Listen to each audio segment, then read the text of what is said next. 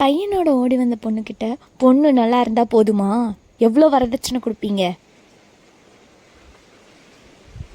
என் பொண்ணு நல்லா வாழணும், அதுக்காக என்னால் முடிஞ்ச அளவுக்கு நான் எல்லாமே செய்வேன். இவ்வளோதான் சீதனமா? பாவம் பொண்ணு, அப்பா தான் வீக். சீதனம் ஒன்றும் கொண்டு வரல, வேலையை பாருடி ஒழுங்கா.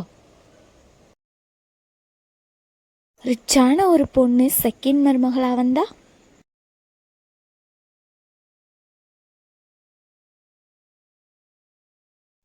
என் கேரக்டரும் என் அன்பும் எல்லாமே பணத்துக்கு கீழே தானா?